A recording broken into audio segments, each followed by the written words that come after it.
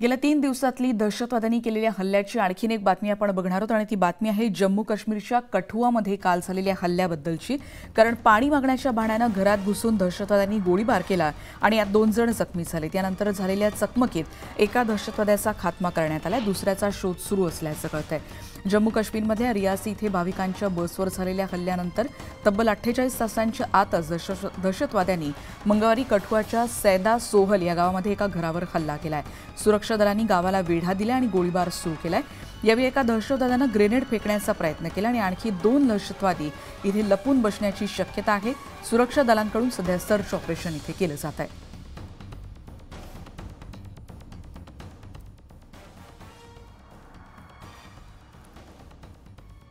आणि या संदर्भात आपण अधिक बोलणार आहोत। प्रशांत लीला रामदास आमचे प्रतिनिधी आता आपल्या सोबत आहेत। प्रशांत, 48 तासात झालेला हा दुसरा हल्ला, आणखीन काही अपडेट याविषयी कळतायत?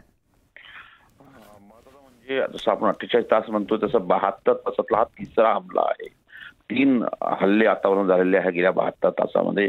एक तर रियाजमध्ये हल्ला झाला, त्यानंतर कठुआमध्ये हल्ला झाला, त्यानंतर गियामध्ये हल्ला झाला, असे 3 ठिकाणी हल्ले झालेले आहे। आणि यामध्ये जो ताजा हल्ला आहे तो कठुआमधील आहे। कठुआमध्ये पाणी मागण्याच्या बहाण्याने काही दहशतवादी जे आहे ते घरात घुसण्याचा प्रयत्न करत होते, पण त्या दरम्यान त्यांनी जे गोळीबार केला त्यानंतर तिथल्या सुरक्षा सैनिकांच्या दरम्यान चकमक झाली, त्यामध्ये एक दहशतवादी ठार झालेला आहे। तर अजून काही दहशतवादी लपून असल्याची माहिती पुढे आलेली आहे। त्याच आधारावरती सुरक्षा दलाच्या वतीने संपूर्ण परिसरामध्ये सध्या चौकशी केली जात आहे, तपासणी केली जात आहे। त्यापैकी एका दहशतवादी जो बॉम्ब असतो किंवा ग्रेनेड म्हणतो त्याला फेकण्याचा प्रयत्न केला, तो देखील परतून लावण्याचा प्रयत्न सुरक्षा दलाने केलेला आहे। एकतर हल्ला डोडामध्ये झाला, त्यामध्ये चरणगलामध्ये राष्ट्रीय रायफल्स आणि ज्या दोघांची जे सर्च अभियान सुरू होतं त्यावेळी त्यांच्यावरती हा हल्ला केला दहशतवाद्यांनी। त्यामध्ये 5 ते 6 दहशतवादी जे आहेत ते लपून असल्याची माहिती पुढे आली आहे।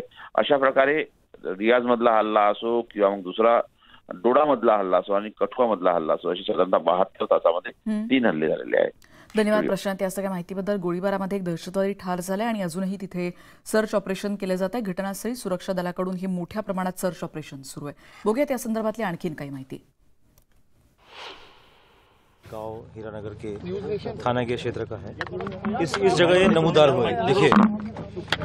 तो उसके बाद जैसे ये नमूदार हुए इलाके में लोगों ने अपने, जैसे इन्होंने कोई एक घर में जाकर कुछ लोगों से पानी वगैरह मांगने की कोशिश की, तो जब लोग दहशत में आए तो उसके बाद जैसे सूचना मिली इसकी, तो यहाँ पर एसएचओ और एसडीओ की टीम मौके पर पहुंची और चूंकि उसमें एक आतंकवादी ने उन पर ग्रेनेड लॉन्च करने की कोशिश की और एक्सचेंज ऑफ फायर में वो टेररिस्ट मारा गया।